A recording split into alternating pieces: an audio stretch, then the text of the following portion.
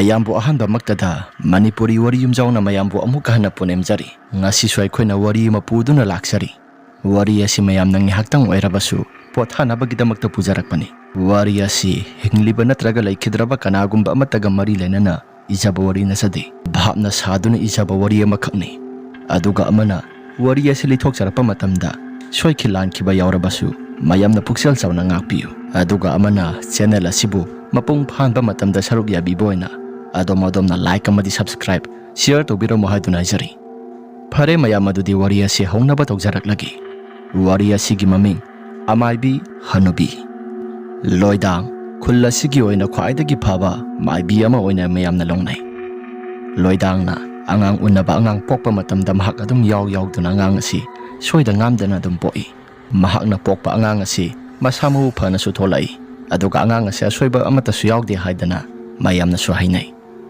loidangi yumthang nabada leiba Sandragi imungda mahaki nupi thoibiga mabani khaktani leijibasi Sandragi nupi thoibi tha tara surakli adubu tha tara suraklaba phawbada masa se pokpagi mami amata hek taadri Sandrana thoibia nangbu tha tara surabataine sure aduga karino angang asi nangbu nasaga amata nungai tabaga phawdabro phawdi kaigino khangdi tha kaya surakanda pokadoriba angangno aisu khangdi masigi angang asi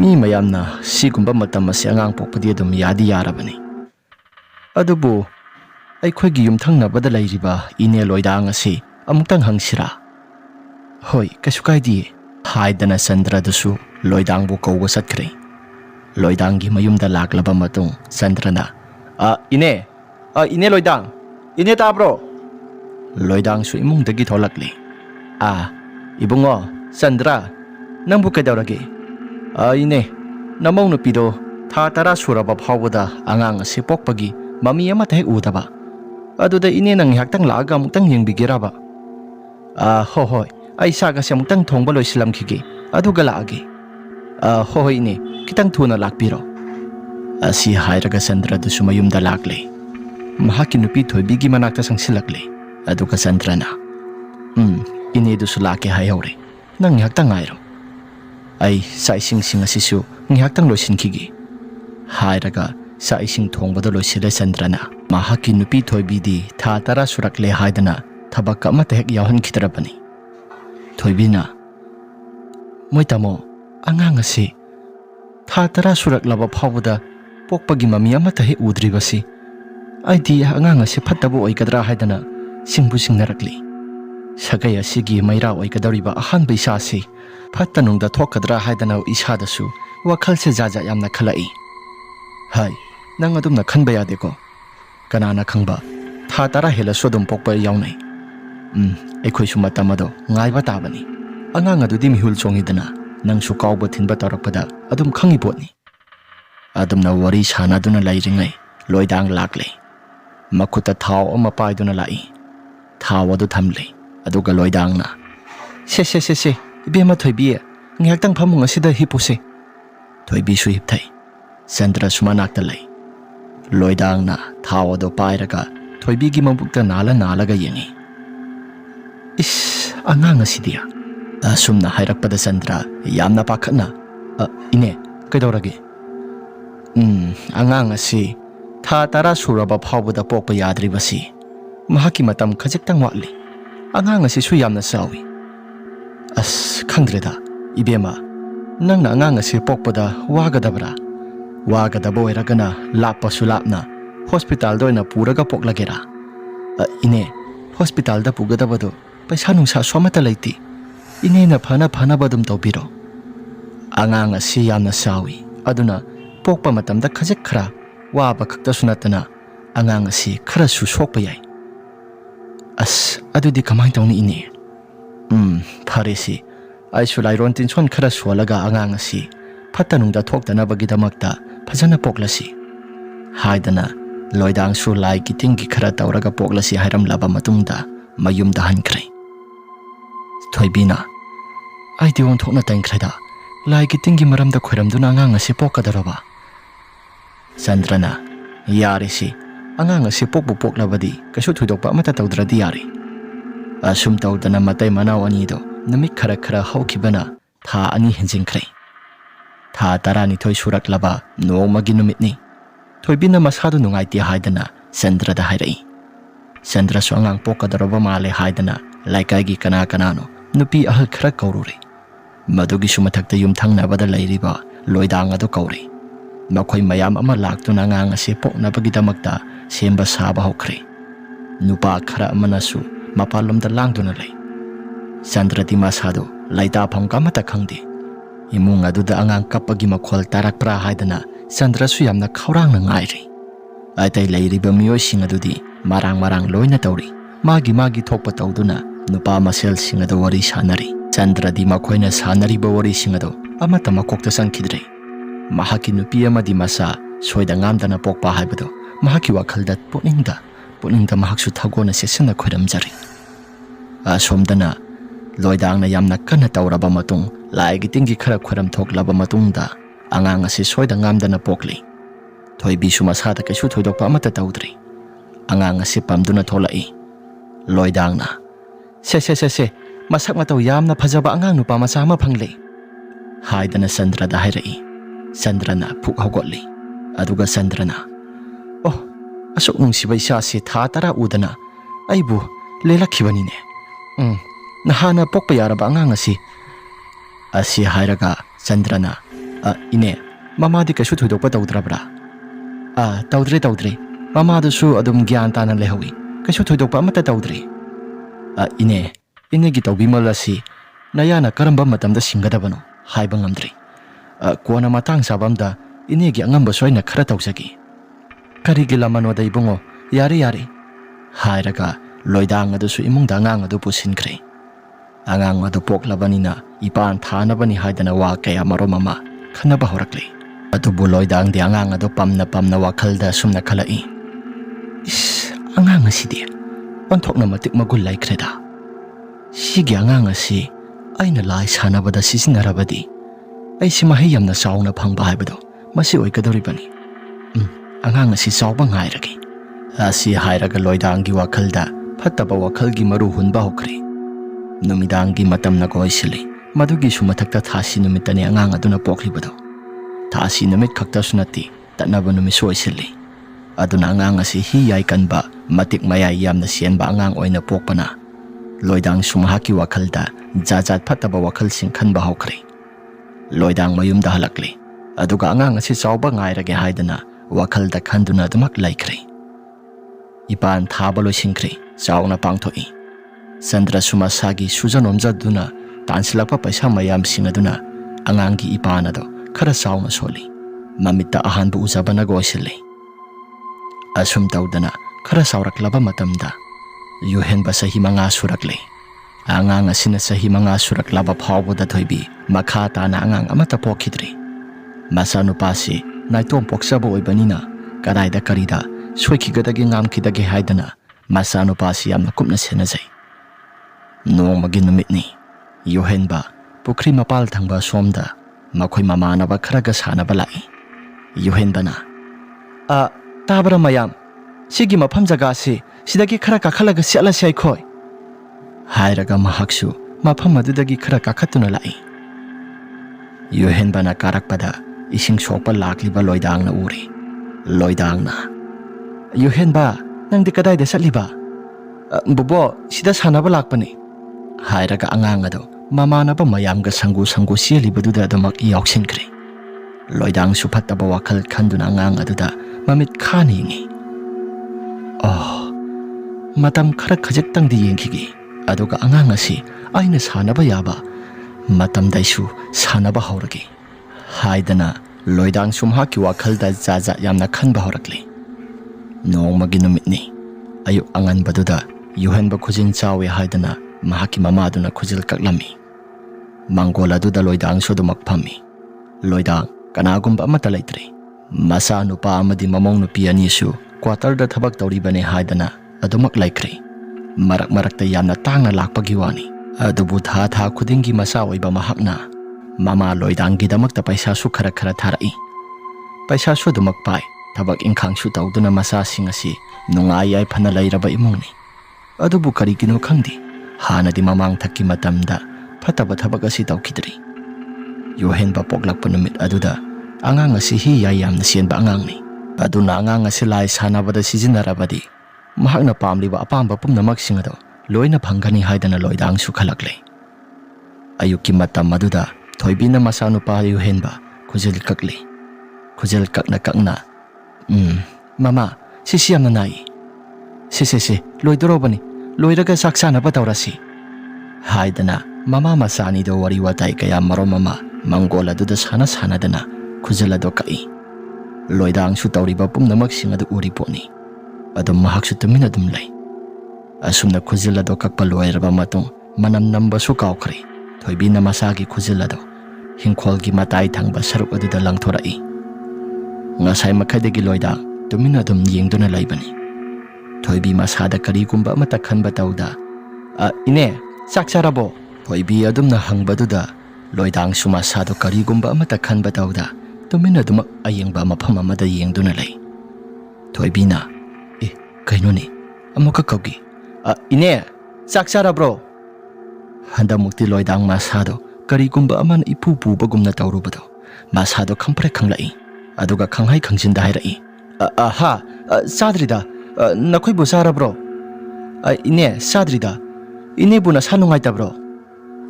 ꯀꯩꯁꯨ ꯊꯣꯏꯗꯣꯛꯄ ꯇꯧꯗꯦꯗ, ꯑꯩꯁꯨ ꯆꯥꯔꯒꯗꯕꯅꯤ ꯑꯁꯤ ꯍꯥꯏꯔꯒ ꯊꯣꯏꯕꯤꯁꯨ ꯏꯃꯨꯡꯗ ꯆꯪꯈ꯭ꯔꯦ, ꯃꯆꯥꯅꯨꯄꯥ ꯌꯣꯍꯦꯟꯕꯗꯨ ꯄꯨꯗꯨꯅ꯫ ꯃꯆꯥꯅꯨꯄꯥ ꯌꯣꯍꯦꯟꯕꯗꯨꯅ ꯍꯥꯏꯐꯦꯠ ꯌꯦꯡꯂꯝꯕꯗꯨꯗ ꯂꯣꯏꯗꯥꯡꯅ ꯃꯃꯤꯠ ꯈꯥꯅ ꯌꯦꯡꯉꯤ꯫ ꯂꯣꯏꯗꯥꯡꯅ ꯑꯉꯥꯡ ꯑꯁꯤ ꯒ꯭ꯌꯥꯟꯗꯤ ꯌꯥꯝꯅ ꯇꯥꯒꯗꯕ, ꯍꯤ ꯌꯥꯏ ꯆꯦꯟꯒꯗꯕ ꯑꯉꯥꯡꯅꯤ꯫ ꯑꯉꯥꯡ ꯑꯁꯤꯒꯤ ꯃꯄꯥꯜꯅ ꯃꯈꯣꯏꯒꯤ ꯌꯨꯝ ꯑꯁꯤ ꯌꯥꯝꯅ ꯅꯨꯡꯉꯥꯏ ꯌꯥꯏꯐꯅ ꯂꯩꯒꯗꯧꯔꯤ꯫ ꯑꯗꯨꯕꯨ ꯑꯩꯅ ꯁꯥꯟꯅꯅꯤꯡꯂꯤꯕ ꯃꯁꯤ ꯃꯥꯏ ꯄꯥꯛꯇꯕ ꯌꯥꯗꯕꯅꯤ꯫ ꯑꯩ ꯃꯤꯅꯨꯡꯁꯤ ꯑꯃꯠꯇ ꯌꯦꯡꯕ ꯌꯥꯗ꯭ꯔꯤ ꯑꯁꯤ ꯍꯥꯏꯔꯒ ꯂꯣꯏꯗꯥꯡꯁꯨ ꯃꯍꯥꯛꯀꯤ ꯃꯤꯔꯛ ꯅꯥꯔꯛ ꯌꯦꯡꯂꯒ ꯉꯁꯥꯏ ꯌꯣꯍꯦꯟꯕꯒꯤ ꯈꯨꯖꯤꯜ ꯂꯪꯊꯣꯛꯂꯛꯈꯤꯕ ꯖꯒꯥꯗꯣ ꯃꯗꯨꯗ ꯂꯥꯛꯂꯤ꯫ ꯑꯁꯨꯝꯅ ꯂꯥꯛꯂꯕ ꯀꯥꯟ ꯈꯨꯖꯤꯜ ꯑꯗꯨ ꯀꯣꯏꯊꯤ ꯊꯤ꯫ ꯁꯨꯝꯅ ꯈꯛꯇꯪꯒꯤ ꯈꯨꯖꯤꯜ ꯑꯃꯗꯤ ꯐꯪꯂꯦ, ꯑꯇꯩꯁꯤꯡ ꯑꯗꯨꯗꯤ ꯑꯃꯠꯇ ꯐꯪꯗ꯭ꯔꯤ꯫ ꯂꯣꯏꯗꯥꯡꯅ ꯁꯤ ꯑꯣꯏꯔꯕꯗꯤ ꯌꯥꯔꯦ, ꯁꯤ ꯑꯣꯏꯔꯗꯤ ꯌꯥꯔꯦ ꯑꯁꯤ ꯍꯥꯏꯔꯒ ꯂꯣꯏꯗꯥꯡꯁꯨ ꯃꯤꯔꯛ ꯅꯥꯔꯛ ꯌꯦꯡꯂꯒ ꯏꯃꯨꯡ ꯇꯝꯅ ꯃꯍꯥꯛꯁꯨ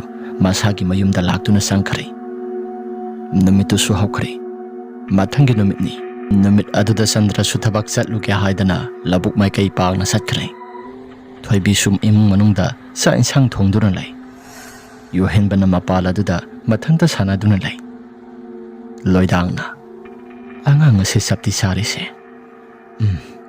ꯐꯩ, ꯃꯍꯥꯛꯀꯤ ꯈꯨꯖꯤꯜ ꯑꯗꯣ ꯑꯩ ꯍꯣꯔꯦꯟꯗꯤ ꯀꯩꯅꯣ ꯃꯊꯧ ꯃꯉꯝ ꯈꯔꯗꯤ ꯇꯧꯕ ꯍꯧꯔꯒꯦ꯫ ꯃꯁꯥꯒꯤ ꯑꯣꯏꯖꯕ ꯈꯔ ꯈꯖꯤꯛꯈꯛ ꯐꯪꯅꯕꯒꯤꯗꯃꯛꯇ ꯑꯉꯥꯡ ꯑꯁꯤ ꯂꯥꯟꯅ ꯑꯃꯨꯛ ꯁꯤꯖꯤꯟꯅꯔꯛꯀꯗꯧꯔꯤ꯫ ꯌꯣꯍꯦꯟꯕ ꯃꯁꯥ ꯃꯊꯟꯇ ꯁꯥꯟꯅꯗꯨꯅ ꯂꯩꯖꯔꯤꯕ ꯑꯉꯥꯡ ꯑꯗꯣ ꯃꯈꯨꯠꯇ ꯕ꯭ꯂꯦꯗ ꯑꯃꯁꯨ ꯄꯥꯏ꯫ ꯂꯣꯏꯗꯥꯡꯅ ꯌꯣꯍꯦꯟꯕ, ꯏꯁꯨ ꯏꯕꯨꯡꯉꯣ꯫ ꯌꯣꯍꯦꯟꯕꯁꯨ ꯀꯩꯗꯧꯔꯒꯦ ꯍꯥꯏꯗꯅ ꯍꯪꯂꯛꯏ꯫ ꯕꯣꯕꯣ, ꯀꯩ ꯂꯩꯔꯒꯦ? ꯂꯥꯛꯑꯣ ꯑꯁꯤꯗ, ꯑꯕꯣꯛꯀꯤ ꯀꯣꯛꯁꯦ ꯄꯣꯛ ꯉꯥꯛꯇ ꯉꯥꯏꯔꯦ, ꯏꯁꯨꯅ ꯑꯃꯨꯛꯇꯪ ꯐꯨꯛꯎ ꯂꯥꯎ ꯈꯔ꯫ ꯌꯣꯍꯦꯟꯕꯁꯨ ꯍꯣꯏ ꯍꯥꯏꯗꯅ ꯇꯐꯤꯡ ꯆꯦꯜꯂꯛꯏ꯫ ꯑꯉꯥꯡ ꯑꯗꯨꯅ ꯄꯣꯛ ꯑꯗꯨ ꯍꯩꯕꯣꯏ ꯍꯩꯇꯕꯣꯏ ꯈꯔ ꯐꯣꯏꯔꯦ꯫ ꯕꯣꯕꯣ, ꯋꯥꯔꯤ ꯇꯣꯛꯑꯒꯦꯗ꯫ ꯉꯥꯏꯈꯣ, ꯅꯪꯒꯤ ꯀꯣꯛꯇꯣ ꯂꯨꯄꯧ ꯈꯔ ꯂꯩꯕ ꯃꯥꯜꯂꯤ, ꯑꯕꯣꯛ ꯑꯝꯇ ꯌꯦꯡꯒꯦꯁꯦ꯫ ꯌꯣꯍꯦꯟꯕꯗꯤ ꯑꯉꯥꯡꯅꯤ, ꯀꯔꯤꯒꯨꯝꯕ ꯑꯃꯠꯇ ꯈꯪꯖꯕ ꯅꯠꯇꯦ꯫ ꯌꯣꯍꯦꯟꯕꯅ ꯍꯣꯏ ꯏꯕꯣ ꯑꯁꯤ ꯍꯥꯏꯔꯒ ꯃꯃꯥꯡ ꯊꯪꯕ ꯁꯔꯨꯛ ꯑꯗꯨꯗ ꯂꯥꯛꯏ꯫ ꯂꯣꯏꯗꯥꯡꯁꯨ ꯃꯁꯥꯗꯣ ꯅꯣꯛꯐꯦꯠ ꯇꯧꯏ꯫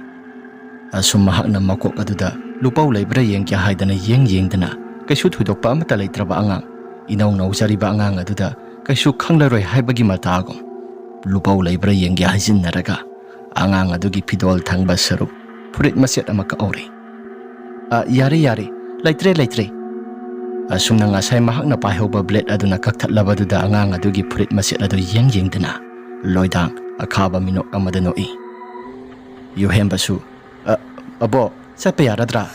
ꯍꯣꯏ, ꯌꯥꯔꯦ ꯍꯥꯏꯗꯅ ꯂꯣꯏꯗꯥꯡꯁꯨ ꯃꯍꯥꯛꯁꯨ ꯑꯗꯨꯝ ꯂꯩꯍꯧꯏ꯫ ꯌꯣꯍꯦꯟꯕꯁꯨ ꯑꯗꯨꯝ ꯍꯔꯥꯎ ꯇꯌꯥꯝꯅ ꯍꯥꯟꯅꯒꯤ ꯃꯐꯝꯗ ꯑꯗꯨꯝ ꯁꯥꯟꯅꯍꯧꯔꯦ꯫ ꯅꯨꯃꯤꯗꯥꯡ ꯆꯥꯛ ꯆꯥꯕ ꯃꯇꯝ ꯌꯧꯁꯤꯜꯂꯛꯂꯦ ꯍꯥꯏꯗꯅ ꯌꯣꯍꯦꯟꯕꯗꯣ ꯃꯈꯣꯡ ꯃꯈꯨꯠ ꯆꯥꯝꯊꯣꯛꯄꯤ ꯃꯃꯥꯅ꯫ ꯌꯣꯍꯦꯟꯕꯒꯤ ꯑꯀꯣꯏꯕ ꯁꯔꯨꯛ ꯑꯗꯨ ꯁꯨꯝ ꯌꯦꯡꯂꯛꯄꯗ ꯐꯨꯔꯤꯠ ꯐꯤꯔꯣꯜ ꯃꯆꯦꯠ ꯑꯃꯈꯛ ꯌꯥꯎꯔꯝꯗꯕꯗꯣ ꯃꯃꯥ ꯊꯣꯏꯕꯤꯅ ꯎꯊꯣꯛꯎꯔꯦ꯫ ꯊꯣꯏꯕꯤꯅ Sigi furit asidi kadai da nangdi kotluraba? Eh, mama, ai khangawdre. Hai, khangde haiba yaroi. Nangi sigi furit asi nangna kakthatpa mali. Yupi da kotpa sunate. Mama, ai di kaktiye. Nang mama ko konti sabam da thabak siam na tawi. Kaidaurage. Nate kaidaurage haibani da ngang adu da nang ngangi bado. Nasa nupa se furit maset na mayoramdre. Kadai da kolhori bano khangdre. Yupi na kotpa sunate. Yare da. Furit adu makaktanga soy baduda. Yare, furit mayam ama lairi dudi. Yare, mapa sudum kankalo. Asi hairaga matay manaw anido. Wari karangangnay. Asomdana. Aina tawgadoriba thabak mayamsi. Kaisakre. Hairaga saruna saba mitam ama putholakle. Loidangna. Makut ki saruk asida. Sigi khujil asi pansilage. Aduga mahaki thabak thangba saruk asidana. Ngasay aina ka oba purit maset asi. Masi mahapsin birage. Mayum maduda kanagumba amata laitrabanina. Loidang sumaning makha tamna mahaksu. Tawgadoriba pumnamaksing asi maning makha tamna pangthokadori. Mayna ingan ngana thalamba imung lamjay singado loin hekta muthatli. Aduga supna khaktangit kendal amakak thalaga mantra kay kayno khara swalakli. Loidangna Patraba thawai mayam nakoy laklo. Angang asi ay nasananing bamongda sanaba pangnabagidamakta nakoy naigi iting asi pangdaba yaro. Asi hairaga mahaksu makuta kay kayno pairibado. Mathawk tawba horakli. Asum na asum laitin mayam singado tapna kaurakpana mathang manaw na ay nalakli.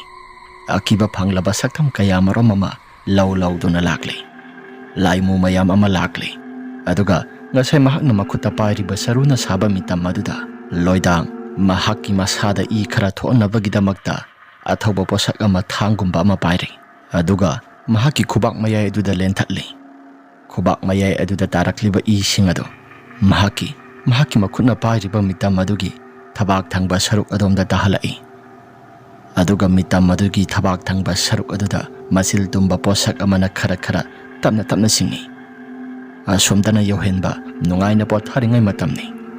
Thabak thangba saruk ado masasi maring setpagum torakli. Angang adudi tumna masado hotsay. Adubu hotsarabasu paba kaubalaiti. Matang mari singlakpa maramna.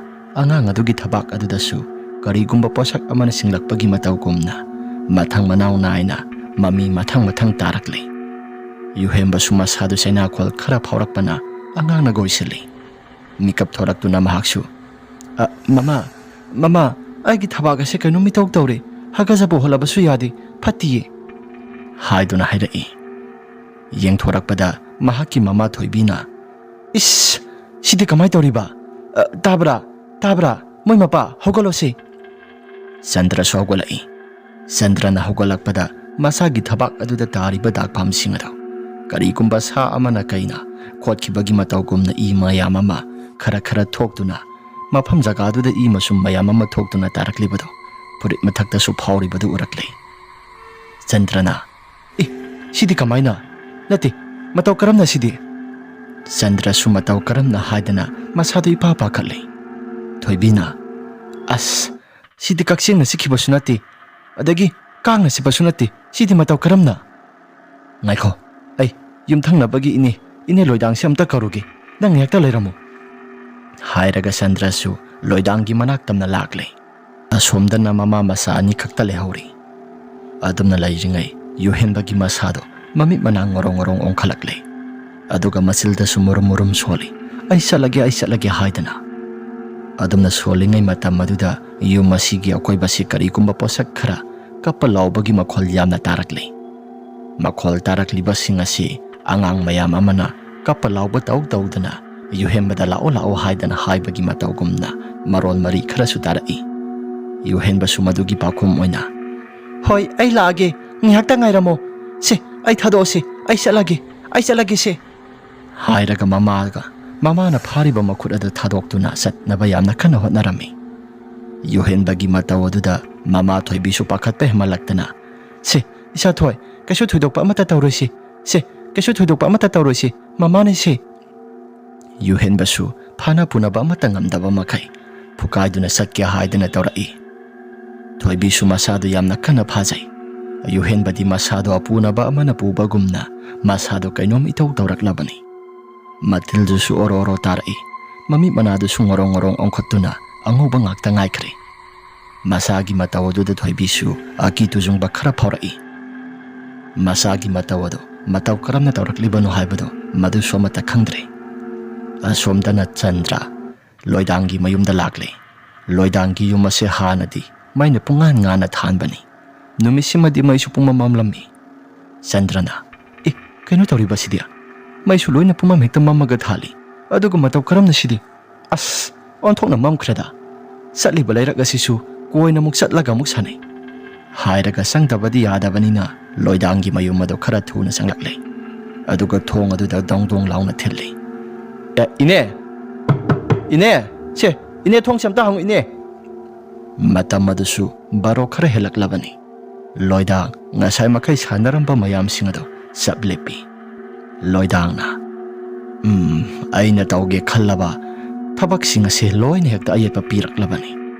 Kari amuk tawraba sano masado yingbiyo haidana laklibra. Yingbiyo haidana laklabanina aisu phanaba yinglagi. Aduga muk makha tana sanaba haibaduni. Loidangi wakalasi pataba hena khanba hemankhre. Loidang sungni haktangi oina sanabada tokle. Ngasigi oina sanaba toklagi haidana aroiba mantra sonduna loisile. Thong ase hangdoke haidana tawbaga masada karigumba khara ningsinglakle. Aina sumtring sumna thoklabadi aingonda singlakhiba yai. Sam ase khara phara tawraga thoklagi tumlubagi sase samnasiu pungsai saibagum saragi. Haidana Loidang suma samado pungsai sai khai. Aduga thong ado hangdorakpaduda ine mai su loina mamaga lairami. Mai paisa loikrabo. Mai ki paisa loikre bungo. Kaidawre ahingi matam asida laklabadi. Ine isang nupado nasu nupado kaino phibam ama itaw tahore. Ine na muktang laklaga yengdradi. Ahingi matam asida kari muk tawrage. Phare ngihaktang lairamo. Loidang sumasadi ipa pakhatpagumna tawi singnadana bagi maungda. Aduga makhuta sutairem pungbai mana khara pairaklaba matamda Chandraga pulap punna lakminari. Asomdadi sanaba loisingkhibaduda yuhenba sugyan khara lakpagum masado kaigumba khara tawrakli.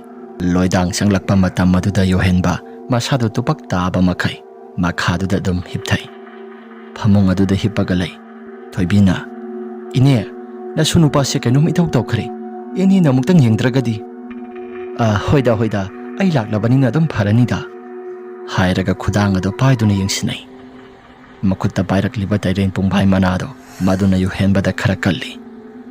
Laison tinson khara solaba matungda yuhenbagi mama thoibida sumna hairai. Ibema siang maru khara porakera. Ine hoi puraki. Hairaga siang maru khara porao haidana siang maru khara porakle. Siang marududa mantra khara soli. Aduga yuhenbada khara pijai. Yuhenbada dumna pijabaduda siang asi phattaba ngasigi oina sangdanaba aina kaino khara solabani. Sisibu saraga dum mahakna yoikrabadi kaisu thuidokpa amata tawraroida. Ine ngasigi oina tawraroidabra. Hoi ngasigi oina tawraroi. Kananabu kamaina tawraklibano sibo.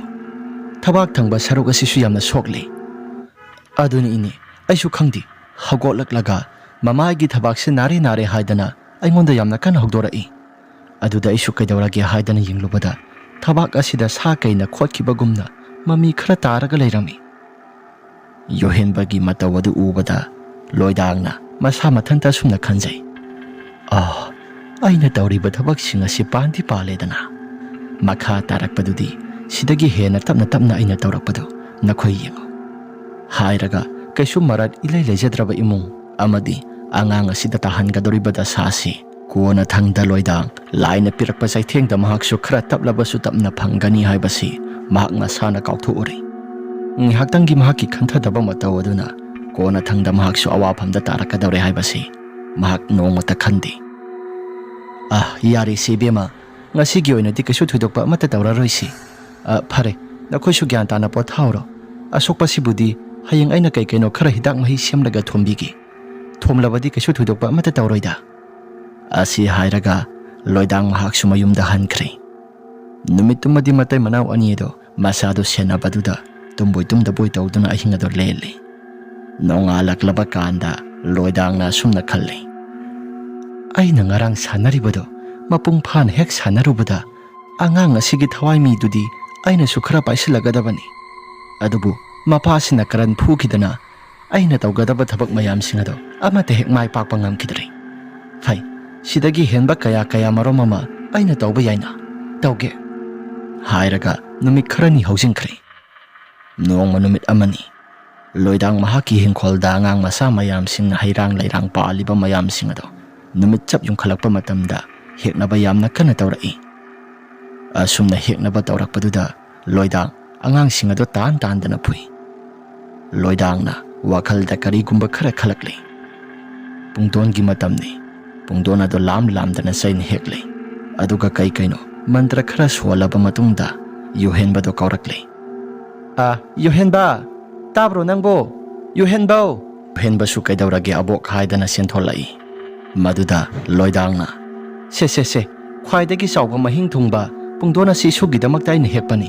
Se sasalo yamna su hawbani min hekhrabadi haidana se haidana yuhenbada pisale. Yuhenba su angang masani karigumba amata khangbaza nate. Adum laukshilduna khudakta adumak sakhre. Angang aduna pungdon do sakhibaduda loidang sumasada noi. Khangni hore numidangdi nangi thawai mido aina singdaba yadre. Asumna loidang su masada phattaba wakhal singado khalle. Loidang na hairai cho nangi sumangda muk sanazaruro sipi ki haidana abok na kaubanida. Yuhenba su adumak sienkhre. Asum tawdana namidangi matam yauksilakle. Yuhenba su ngasai loidang na pikhiba pungdona do sakhibaduda masado karigumba khara lakle. Mabuk ado lengba thinba takhatpa tawrakle. Ima aigi puk asi yamna lengba thinba tawi. Hai pungdonda yamna sakhrabo nangbo. Mama gi wahi aduda yuhenba su karigumba amata khumdi. Ima ai puk asi lengba thinba yamna tawrakle. Isasi yamna ware. Adamna hairakpaduda Sandrana ngaiko nang nakhong hamningbra. Hamningdi isasi kaigino khangdi puk asi mareng satpagum yamna tawi. Aduga puk manung asida kanagumba ama phammaga laibagumna aigi sasi yamna wai. Adamna hairakpaduda mama mapa ani dudi masasi sap tingba makai karino haidana yengnai. Ima kaigino khangdi aigi sasi ngasidi olangwan soba yamna tawi. Madugi sumathakta aigi nakal asida kanagumba ama lairaga wa nganglakpagum tawi. Yuhenba su adumna hairamlaba matungda masada pungkapta kappa horaklay. Mahaki nakong aduda koibaduda kanagumba miyoi khara na kappa laubagi makhol angang mayam na kappa laubagi makhol mayam ama taba horaklay. Yuhenba su madu taba matamda masado mamito yamna kanoisili. Aduga kire haidana masilda su yamna soli. Aduga masilda su ai kire haidana yamna kana soli. Masagi matawodo yengba ngamdraba Sandrana. Sidi kamay tawni. Inida amuktangdi hangusira. Thoibina hangiga hanguro inido tuma madra khangdi. Nahanmoksu tumba thugai haidana masilda su yamna kana soli. Ado atopa maiba amada yengasira. Sandra gi wafam aduda thoibina yengbabudi yai haibabu ado inido kok kaururabadi pharoidra. Nahanmoksu Parani hairaga ngang asemo horai. Hojiksu adumak tawrisini. Mamit asida kaikeno kharoi. Aduga manakong asida su kaikeno khonjel khara tai haidana masilda su yamna soli. Yare angang ase nongalaga kaikeno khara tawba yaba tawrasi. Hojiki oinadi angang ase pothalasi. Yuhenba su masado tumina dumak tungkhre. Hojik ngihaktangi mamangda angang kappagi makhol tai hairamba mayam singado adam tumina laiduna tungkhre. Sandrana Parabani angang ase mathanta tumina tungkhrisi. Yare hokdokpiranu hayang gyan tana topa amada yengasi. Asi hairaga matai manau ani dusu tumtharakya haidana tawba kana duda mamang thong thangba saruk aduda kanagumba miyoi amana nupi amagi khonjelda thong ase hango haidan hairagi. Sandra se thong ase amukta hango se Sandra. Adumna kaurakpaduda Sandra su kanano haidana wakhalda khalle. Thoibina ini loidangla ine loidang malida. Sidi ini loidang ki khonjela mandida. Mabani si ini loidang ni natte haidani yatnai. Asumna thong adusu yamna kana thilam laba matungda nupi ado Sandra haidana kaurambaduda yamna kiba phanglaba khonjela mada Sandra thong ase hangu Sandra thong ase khara thuna hangu adumna hairakpaduda Sandra mahaki masado karino haidana matai manau ani siengnai ngai haktanggi matungda tumin laikre Sandra amuktangdi tholaga yengluge haidana makutta mai ama paiduna tholakle Laten thangmai ama paiduna tholaklaga yumjau tamna lai aduga thong ado khangai haidokpaduda kanagumba amatadi lairamde Sandrana kanagumba amata su lairamde aduga thong ase hango haidana yamna kana hairambaduna kana sumang matol thangba sarukki akoibaduda haiphet laidana ngi adumna yengbaduda makhoi sumang matol thangba saruk konthonggi wangmaduda nupi ama lepaga saptingba makhai lairibado Sandra surakle Sandrana Ada lairisi kanano sibo nupi oina su tawida hojikta thong hangona hairamba nupidura hairaga Sandra dusu mate khara thoklaga yengi haidana makutta pairiba laten ado maduna thangatuna yengba matamda kanagumba amatamu lairamdri hauji wada sigi mamang thangba saruga sida lehobadaine aduga kanagumba amatasu lairamdri phare sidi makha tana laithabada isase khara pharak takadaba mali khara thuna sanghoragi haidana khara thuna sangli Sandra suma sado taping chatli adubu tung oirapna kanagumba nupi amana nason pikna Sandra haidana amuksu taba horakli Sandra mamai patlai thoi adubu kanagumba mata hek lairamde Sandrana kanagi nupi oiri kaba aingonda sanagi yamna sanaribra numidangi ahingi matam asida hausipu kanagumba matana laifam thokti yenglubadasu kanagumba mata laiti phare ai khara thuna sanglagi Sandra supara parap sangba horaklaba kanaduda mahaki nakong aduda angang mayam ama sau saraga yauya tau-dana kapagi makhol khara tarakli Sandra suma kholado tabada kadom thangba saruktagino haidana laidana ngi adubu sapsabi mafamdi amata khangde Sandrana karinoda ngasigi ahingi numit asida tawribasi ngasigi thawdo asidi ai kanumi tawreda asi hairaga Sandra imungda khara thuna sanglai tarakliba khonjal pumnamak singado imung manungda sanglabasu lepa leita adumak tarai mahaki nupi thoibida hai tabra angang mayam amana kapalawbagi makhol taraklibase Sandra gi wafam aduda aiti kaigumba amata tadi kadai waidano yengo sumang matol thangba saruktara kadomdano makhola se kadom thangba saruktagi lakpano haibado ai somata khangdre yengo nang sumuna taraga yengo haidana thoibi sumuna taraga yengi thoibi su andak mukti makhol singado tare makhol singado tarakpa matamda mahakna moi mapa angang sing mayam amana kapagi makhol taraklibasi sibu kadom thangba saruktagino Sandrana aisu khangdi tumina layo asum tawdana matai manau ani khak tumina lairingai kana duda mabani ki karakta nungaina ningaidana tumliba yohenba masilda murum solakle yohenbana nakhoi mayam ngi hakta ngai kho aisu lake nakhoi gi natungda aisu inarake asi hairage hemba masa mathanta murum solaga kapagum tawrai kaplibani haidana tawribasisu ya launa hekta kapanati murum solaga mathanta tumina duma kapi asum nang haktang mama mapa ani do munna yengnai ngai haktang gi matungda yohenba tumina pop taba makai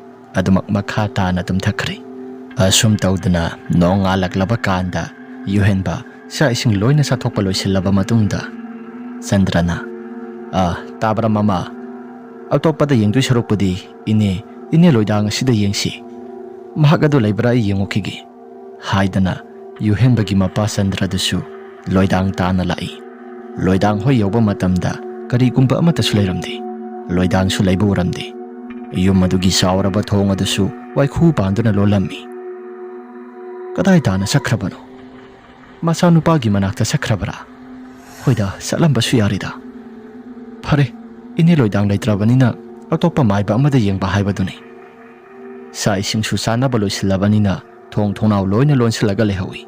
Ine loidang ado kanagumba amata lehaudre. Makoigi yum aduda hairami. Thoibina, as adudi kamai tawni sidi. Kamai tawba nati angang asi asuna sum thamlabadi makha tana amata yagadaba mande. Mahakna handak marak tawroidaba thodok kaya marom ama masilda yamna kanna solakliba. Madugi sumathakta ngarang aigi nakong asida nangi nakong adudasu tarakliba mayam. Aduga khangdi handak marak asi kiraba thodok mayam ama thoktuna aikoigi yum asi kaigumba mi tawre. Ai ngasigi numit asida isa si puduna maiba ama thiraga yenghandaba yadi. Ngasi yenghodaba tarabadi angang asi bipam kari oigani. Wakhalda lamsinduna khanbada aigi sasi yamna wai. Lao sasila atopa laikai da maiba ama thirusi. Haidana Sandra amadi Thoibi atopa laikai tana masanupa yohenbasi puduna lai. Mathang hangdana lakpana maiba sarat ki yum asi yaure. Maiba sarat laikain afaba tawbada singthanariba ahlamani. Sarat ki konthong adu yaure. Konthong adu khong hek thangjingge haidana tawba kanaduda masanupa yohenbado thangjimgumsi ai konthong asi changningde haidana yamna kana ningai tawrakli. Sandra na masanupa gi matawadu ubada se isa thoi kasu tawroisi nang naba phadoini nang na ahing khudingi kapado nahan thabakta soe haidana tawbado mado mafam jaga sida laklabada kasu thuidokpa mata tawroidaini. Papa ai sinaba pharadra hoi phadoini ado nangina sada kai phauge. Papa khangdi aigi sasida nangdi amangba mini sida sanglakanu haidana kanagumba misak amana hairai. Sandra amadi Thoibi wa amata ngangnadi haphet yengnai. Se kasu thuidokpa tawroida. Sangasi mama su yauri sidi papa su yauri. Asi hairaga yohenbado thiam naudana matai manau ani tawraga sanglai. Saraki sumang matolda yauri. Hingkol sambal singado loin hekta taru tanana lai. Sandrana onthokna masana na supan kreda. Sibu maibagi yumna haiba. Yum asibu kana laige. Yum asibu oza saraki yumna tabro. Kana laige. Adumna hangbada maning thong thangba saruk adomda hingkol sambal suriba sarat makol singado tari. Sarat ki nupida. Mama ai kaukibagi makol tabra. Kana no khara kaukiba makol khara didai amutang thoga yungusora. Hoi amutang yungusu. Ai se khut thadokpa yadaba thabaksu tawraga leiri. Haidana sarat ki nupi ado thoktuna kana lakpano haibado yengluri. Sarat ki nupina ibungo hoi kana oiduibano. Ine ai khoise thangnaba khuldagini. Oza maiba se thirakpani isa nupa se mongam itaw tawre haidana. Ado ine oza maiba bu leibibro. Hoi lei maningda hingkol sambal khara suri. Ang haktang phamlaga ngairoi bungo. Lao Mangola sida kakhatpirao. Haidana matai manau ani amadi masanupa yohenba su yauna kakhalai. Yohenbadi sarat ki Mangola sida karakpada masado launa kappai. Angang asi kappagi makhol tarakpada Sandra amadi Thoibi sumna khaktangi angang kappagi makhol oina tarai. Adubu kaya thoina amata khaludi. Somda maning thangba sarukta hingkol sambal suriba saratnadi angang kappagi makhol asi sumna sungtahoktaw haiba yadre. Kanagumba angang masa phattaba amana kappagi makhol lai phattaba na olaba angang amana kappagi khonjel oina tarai. Sarat matawoduda haish kari makhol noda matam kuina sangna taba phangudraba khonjel ama taida. Angang yengba lakpra natraga angang asigi thawaida kari ahongba leirabano. Ai amuktang di yengdaba yadi. Hingkol asi hayeng kona loisalasu yai. Horeng gyan tana loisalasu yai. Migi thabak asidi tawdaba yadi. Ai bosum kuina ngahenba haibasi migi sumabukning nungaitanaba thabak amani. Apari horeng gyan tana loisalagi. Haidana sarat masa maru singado samthoktuna mamang thong thangba saruk adomda lai. Saratna angang ado hek yengbada mamita uri. Angang ado yamna ki tujungba phawraba angang apum masawina mamita uri. Saratna mangledana angang masa asidi asok phattana tawrakliba thabak asi kananano. Angang asi mangle hairaga masilda soli aduga sab launa lepaga munna yengduna lei yohenbada. ꯌꯨꯍꯦꯟꯕꯁꯨ ꯀꯞꯄ ꯂꯥꯎꯕꯗꯨꯃꯛ ꯂꯦꯞꯇꯦ꯫ ꯁꯔꯠꯅ ꯑꯩꯅ ꯇꯧꯒꯗꯧꯔꯤꯕ ꯊꯕꯛ ꯃꯌꯥꯝꯁꯤꯡ ꯑꯁꯤ ꯀꯅꯥꯒꯨꯝꯕ ꯑꯃꯗ ꯑꯃꯨꯛ ꯑꯩꯅ ꯂꯃꯟ ꯈꯨꯝꯕ ꯁꯛꯀꯗ꯭ꯔꯥ? ꯑꯁ ꯑꯣꯟꯊꯣꯛꯅ ꯂꯨꯒꯗꯧꯔꯤꯗ ꯃꯁꯤꯒꯤ ꯊꯕꯛ ꯑꯁꯤ ꯑꯩꯗꯤ ꯀꯌꯥ ꯊꯣꯏꯗꯣꯛꯅ ꯄꯥꯝꯗꯕꯅꯤ ꯍꯥꯏꯔꯒ ꯃꯈꯨꯠꯇ ꯃꯟꯇ꯭ꯔ ꯈꯔ ꯁꯣꯜꯂꯤ ꯑꯗꯨꯒ ꯃꯃꯥꯏ ꯃꯃꯤꯠꯁꯤꯡ ꯑꯗꯨꯗ ꯅꯥꯟꯊꯩ꯫ ꯆꯟꯗ꯭ꯔꯅ ꯑꯣꯖꯥ ꯆꯟꯗ꯭ꯔ ꯍꯥꯏꯔꯤꯁꯦ? ꯃꯥꯅꯤ ꯏꯕꯨꯡꯉꯣ, ꯑꯉꯥꯡ ꯀꯩꯗꯧꯔꯦ ꯍꯥꯏꯕꯅꯣ?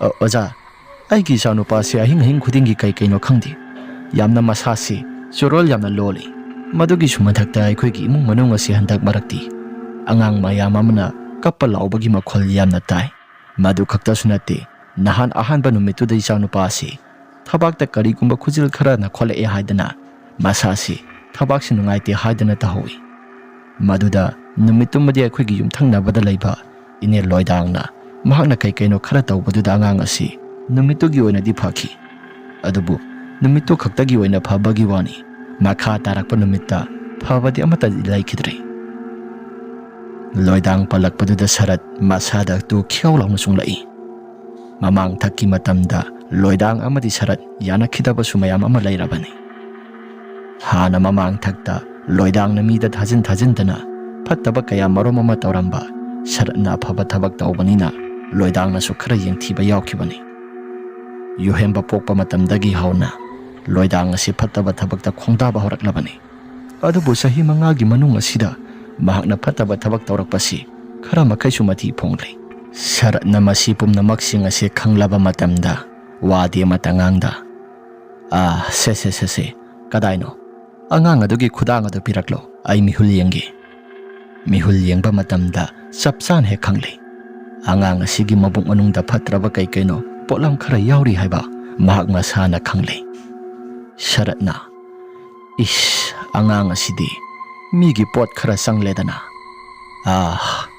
ꯃꯃꯥ ꯇꯥꯕ꯭ꯔꯥ? ꯏꯃꯨꯡꯗ ꯈꯨꯗꯦꯡ ꯑꯍꯥꯡꯕ ꯂꯩꯔꯤꯕꯗꯣ ꯃꯗꯨ ꯈꯔ ꯊꯨꯅ ꯄꯨꯊꯣꯛꯂꯛꯎ, ꯑꯗꯨꯒ ꯏꯁꯤꯡ ꯑꯁꯦꯡꯕ ꯑꯃꯁꯨ ꯄꯨꯔꯛꯎ, ꯇꯔꯦꯟ ꯄꯨꯡꯚꯥꯏ ꯃꯅꯥꯗꯨꯁꯨ ꯄꯨꯔꯛꯎ, ꯑꯗꯨꯒ ꯁꯤꯀꯤ ꯆꯞꯄꯤ ꯑꯃ ꯌꯥꯍꯧꯕꯗꯨꯁꯨ ꯃꯗꯨꯁꯨ ꯄꯨꯊꯣꯛꯂꯛꯎ꯫ ꯃꯥꯏꯕ ꯁꯔꯠꯀꯤ ꯅꯨꯄꯤ ꯑꯗꯨꯁꯨ ꯍꯥꯏꯔꯤꯕ ꯄꯣꯠꯂꯝꯁꯤꯡ ꯑꯗꯨ ꯂꯣꯏꯅ ꯄꯨꯊꯣꯛꯂꯛꯂꯦ꯫ ꯁꯔꯠꯅ ꯁꯦ ꯑꯉꯥꯡ ꯑꯗꯣ ꯐꯛꯁꯤꯗ ꯒ꯭ꯌꯥꯟ ꯇꯥꯅ ꯍꯤꯞꯍꯜꯂꯨ꯫ ꯏꯁꯨꯅꯨꯄꯥ, ꯀꯩꯁꯨ ꯊꯣꯏꯗꯣꯛꯄ ꯇꯧꯔꯣꯏꯗ, ꯄꯨꯄꯨꯅ ꯍꯥꯏꯔꯛꯂꯤꯕ ꯄꯨꯝꯅꯃꯛꯁꯤꯡ ꯑꯁꯤ ꯅꯪ ꯀꯔꯤꯒꯨꯝꯕ ꯌꯥꯗꯕ ꯇꯧꯒꯅꯨ꯫ ꯅꯪ ꯀꯔꯤꯒꯨꯝꯕ ꯄꯨꯄꯨꯅ ꯍꯥꯏꯔꯤꯕꯁꯤꯡ ꯑꯁꯤ ꯅꯪꯅ ꯌꯥꯗꯕ ꯊꯣꯛꯂꯕꯗꯤ ꯅꯪꯒꯤ ꯅꯁꯥꯁꯤ ꯚꯨꯠ ꯂꯥꯏꯇꯤꯟ ꯃꯌꯥꯝ ꯑꯃꯅ ꯀꯣꯏꯆꯦꯟ ꯆꯦꯜꯂꯒ ꯆꯠꯀꯗꯧꯔꯤꯕꯅꯤ꯫ ꯄꯨꯄꯨꯅ ꯍꯥꯏꯔꯤꯕ ꯊꯕꯛꯁꯤꯡ ꯑꯁꯤ ꯍꯦꯛ ꯌꯥꯕꯗ ꯅꯪꯒꯤ ꯅꯁꯥꯗ ꯂꯥꯏꯇꯤꯟ ꯈꯔ ꯌꯦꯠꯂꯤꯕꯁꯤ ꯃꯁꯤ ꯐꯕ ꯉꯝꯒꯗꯧꯔꯤꯕꯅꯤ꯫ ꯁꯦ ꯏꯁꯨꯗꯤ ꯒ꯭ꯌꯥꯟ ꯌꯥꯝꯅ ꯇꯥꯕꯅꯤ ꯍꯥꯏꯗꯅ ꯁꯔꯠ ꯑꯗꯨꯁꯨ ꯍꯤꯞꯇꯨꯅ ꯂꯩꯔꯤꯕ ꯌꯨꯍꯦꯟꯕꯗ ꯃꯕꯨꯛ ꯑꯗꯨꯗ ꯅꯥꯟꯊꯕ ꯍꯧꯔꯛꯏ꯫ ꯉꯔꯥꯡ ꯅꯍꯥꯟ ꯂꯣꯏꯗꯥꯡꯅ ꯀꯩꯅꯣ ꯈꯔ ꯈꯣꯠꯂꯛꯈꯤꯕ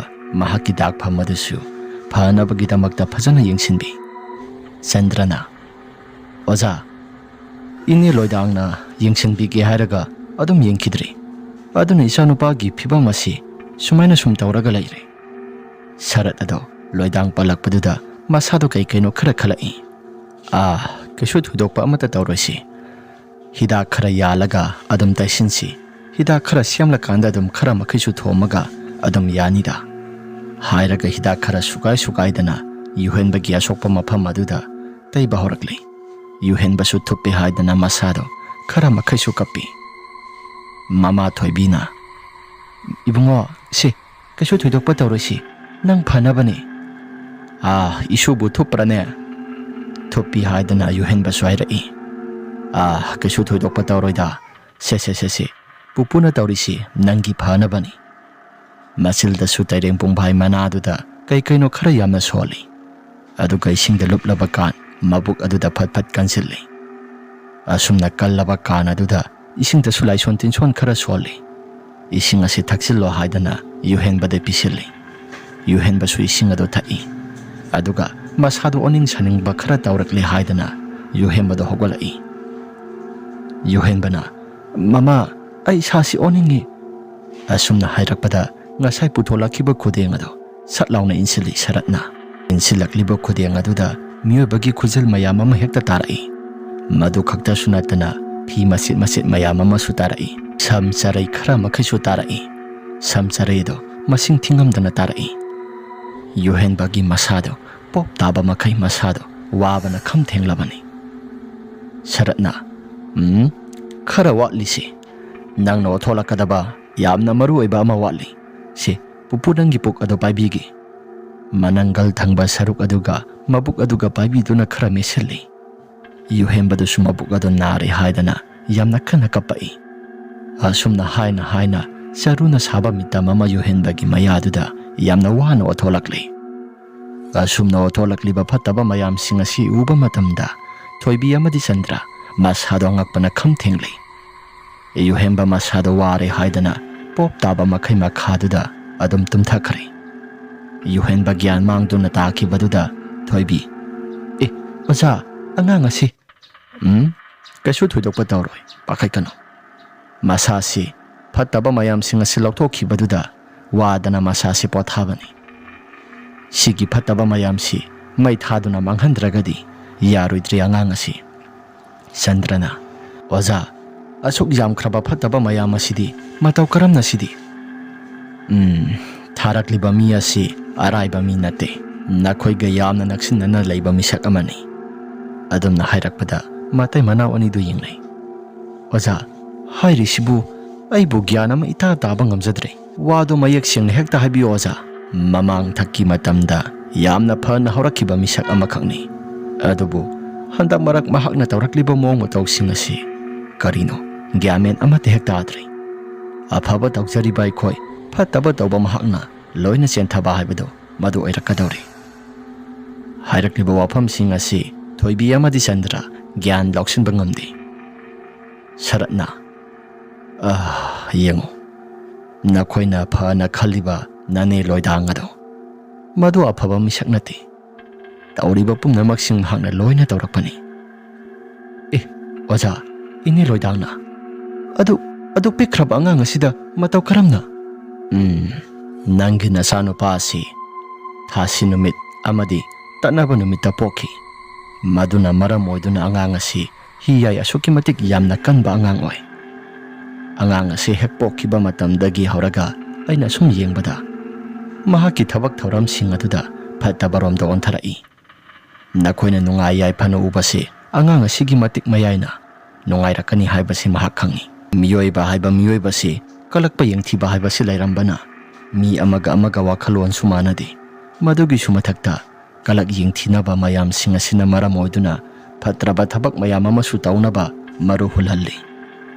Asiga sap manana maibit loida nakhoigi angang asigi matik mayai asi mahaksu khangba maramna kona thangda angang asigi matik mayayna angang asina maram oiduna nakhoigi imung asi mayamdagi hena nungai yai phana laiba imung adu oirakadawri.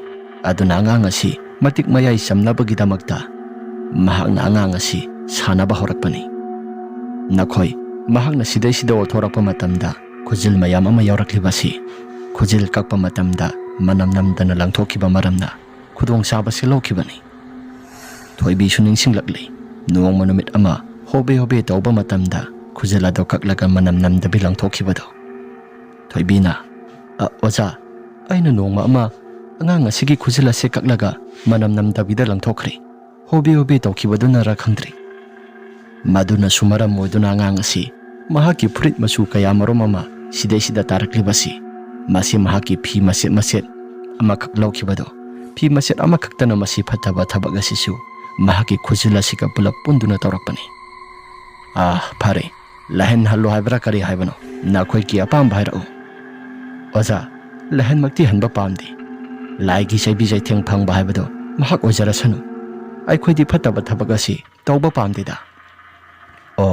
Phare adu oiragana sigi phataba tharakliba polam sing asi mai thadokpada yare. Mai thadokdaba yadre simadi hairaga saratu su phataba thorakpa mayam sing ado suma matol tana puthokli. Aduga mathang sing mayam sing adu longkhatlaba matungda mai amamam to oina thaba horakli. Asomdana masanupagi manakta sakhiba loida masado mai sakpagumna sakthekpa horakli. Adubu mana manin amata naidana gari ase tongduna yamna wana lakli. Mai sakpagi mawang tawna masado saina khol phaurakpaduda kanagumba miyoi kharana mahaki masasi atamnana singnarakle haibasi mahak masana khangli. Loidangna, "Ish, aigi sasi kanamakna tawribano? Yumda yokisano, kanana tawbano haibado, mayak siyangna khanglagani." Haidana Loidangsu khara thuna mayumda laknaba haidana mahaksu yamna kana ningjai. Usina sina mayumda yauri. Mayumda yauraba kanda mahaki thong ado khara thuna hangdoktuna sangsilai. Aduga mahaki lamyai aduda mapimarolga amata hongdoktaba makai mahaksu lai sanaba horakli. Tawrakliba singa se kanana no haidana yenglai. "Oh, Sharat nang noire. Yumthang nariba sina makoina angang ado puraga yengbada loina khangkraba. Ai leina yengba yadabra. Oh, nakoi haujikti aina tawre haibasi mayak siyangna khanglabanina nakoi afaba amata oiraroi. Aigi mayokta nakoina thabak tawraklabanina nakoi aina kaidawrakya haibado namit thetna yengo." Asi hairaga Loidangsu masilda kaino murum khara solakli. Asum tawdana numitto madi mahaki masado su ngakthoknabagidamakta masado phanaba oina tawkhre. Numit asigi numidangni Yohenba hoida angang kapalaubagi makhol mayam asi taba horai. Aduga lamyai aduda makutta tena ama pairaga Sharat tamna kapai. Sharasu kanagumba miyoi khara na mangonda tawrakadawre haibasi hana Loidangna tawrakadaba mali haidana masada singnaba khara laiduna ngakthoknabagidamakta tawkhrabani. Loidangna kapakpa tenado Sharatna ngakthoi. Aduga mahakna kapakpa mayam singado arembada tari. Arembada tabaduda Sharat mahakna, "Oh, atamna na ingonda posinga si tharaklaba. Khangani nang hayingdi." Asum tawdana nongalakpa numit aduda Sharat mahakna ngakthokibaduna maram oiduna Loidang mahaki masado khara sokthai. Adubu hanba kauba laiti. Asumdana yuhenbado nongalaklaba kanaduda sialagi kiri ai isasi karigumba ama itaw tawri.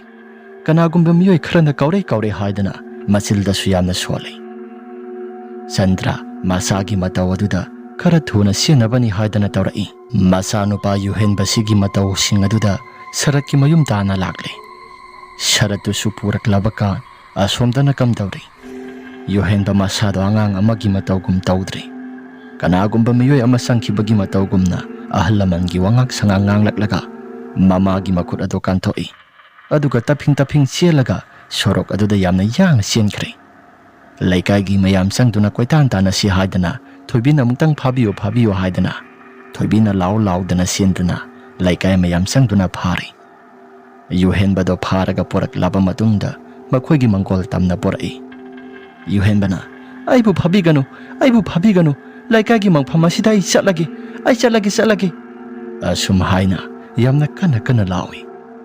Asumdana laikagi miyam sangduna lakpaduda Loidangsu yengsinnaba saraga amuktangdi angang asigi matawado yengluge haidana awana taba saduna lai. Sharattusu Chandraga pulapuna lakminaraba matungda angang ado pami.